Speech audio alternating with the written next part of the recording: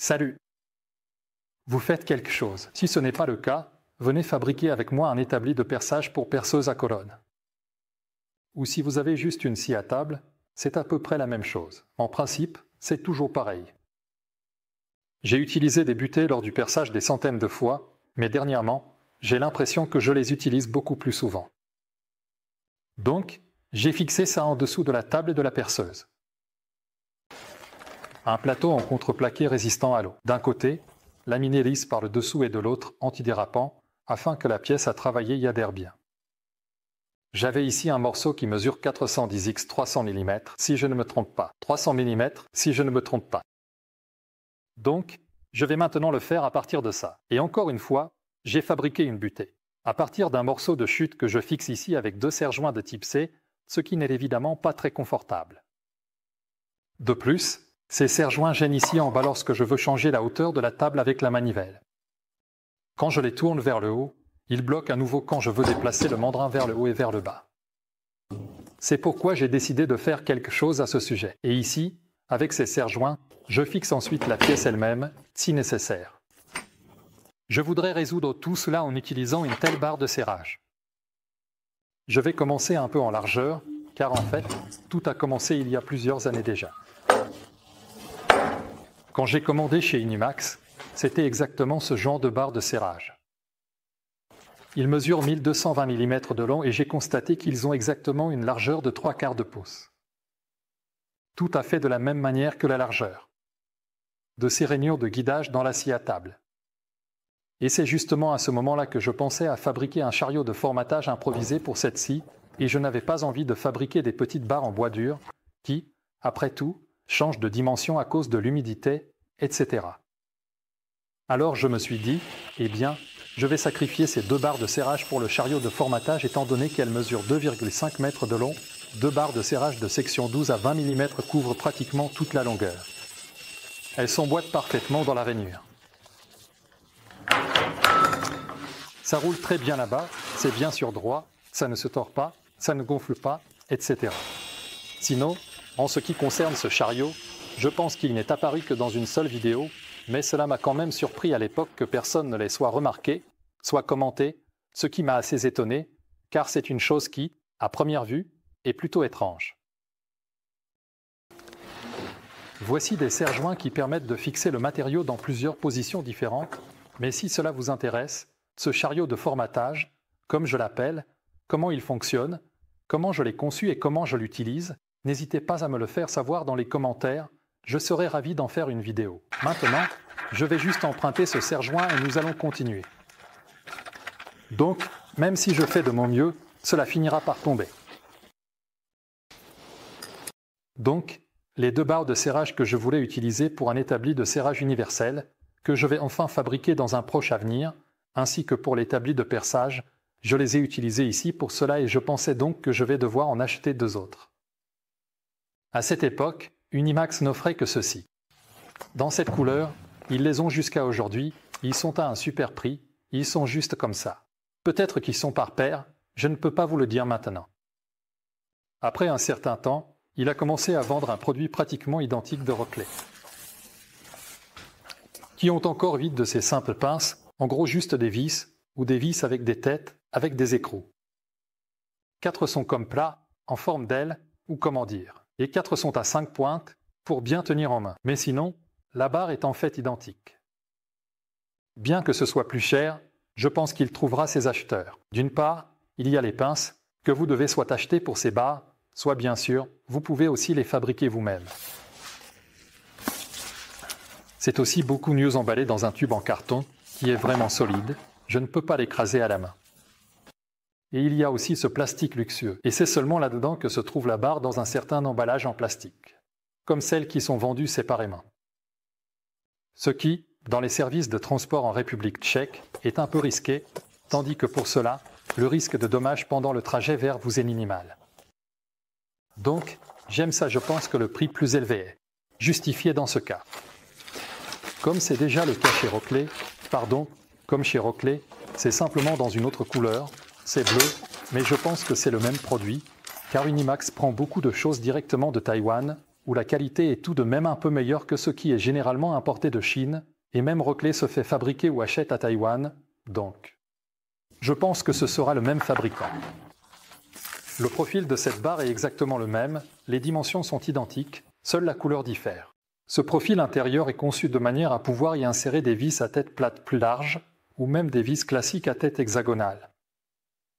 Le problème est que, étant donné que c'est dimensionné en unités impériales, la M6 a une tête trop petite pour nous, et la M8 a une tête trop grande. Mais le M8 s'adapte parfaitement. Il suffit de meuler la tête par le dessous pour qu'elle soit un peu plus plate et aussi sur le côté pour qu'elle soit plus étroite. Ensuite, ça passe aussi et vous avez aussi un système de serrage. Oui, faites attention à ça. En fait, même les vis qui font partie de cet ensemble ou de ces serre-joints n'ont pas de filetage métrique. Donc, vous ne pouvez pas visser un écrou standard dessus. Théoriquement, il me suffirait juste de la moitié, car je mettrais seulement 2 fois 30 cm, 2 barres de 30 cm, mais j'ai décidé que ça me ferait de la peine de les couper en autant de petits morceaux, donc je vais juste les couper en 2. Écoute, je ne vais pas sortir la scie à ruban pour ça, je vais le couper, je n'ai pas vraiment envie de le couper avec la meuleuse, donc je vais le couper normalement avec une scie à main. Et je vais y mettre en fait des barres de 61 cm de long, qui dépasseront vers l'arrière de cette table. Cette perceuse est radiale, ce qui signifie qu'elle a beaucoup d'espace à l'arrière, elle est conçue pour que le mandrin puisse être déplacé loin du poteau. Donc, cela ne gênera en fait pas du tout. Peut-être que je l'utiliserai théoriquement à l'avenir, si j'ai besoin de déplacer cette petite table plus loin de ce poteau. Donc, je vais juste le couper en 2 maintenant, et je vais l'affûter. J'ai ici une belle nouvelle scie avec une lame bimétallique Bashko très fine de 24 dents par pouce. Donc pour cet aluminium, ce sera parfait.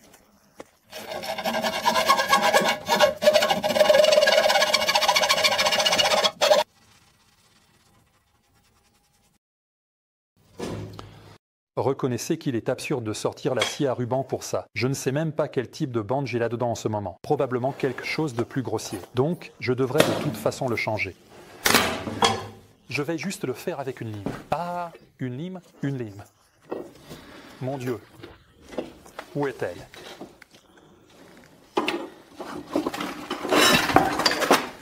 Non. Les fichiers et les wraps, c'est ma grande faiblesse. J'aimerais aussi régler cela. C'est un fichier datant parfois des années 80 du siècle dernier. Je n'aurais pas besoin d'acheter tout de suite un allemand. Le problème avec les entreprises tchèques, c'est que la communication y est vraiment mauvaise. Pas chez tout le monde, mais assez souvent.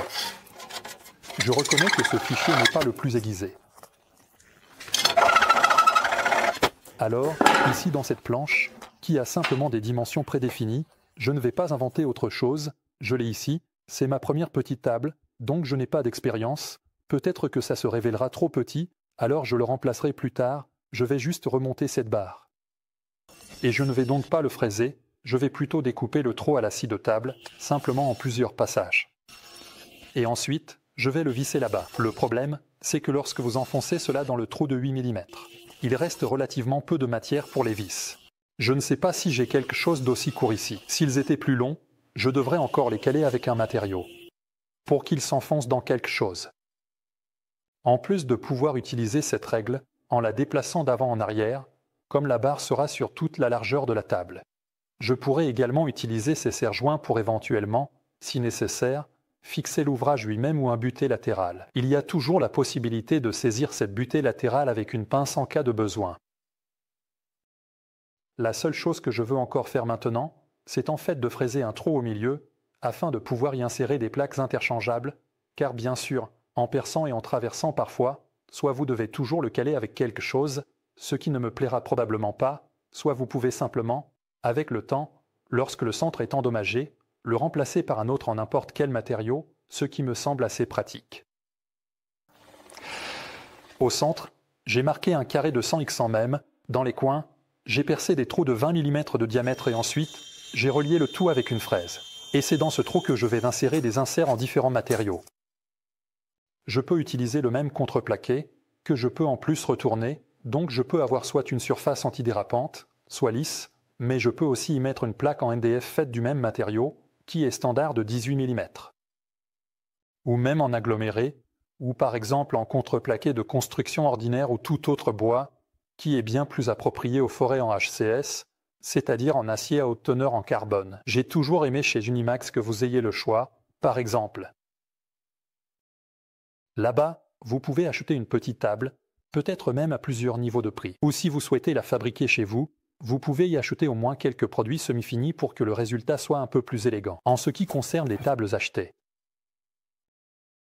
pour certaines personnes, le temps est bien sûr plus important que l'argent, donc elles ne veulent pas forcément fabriquer elles-mêmes et le produit acheté leur conviendra.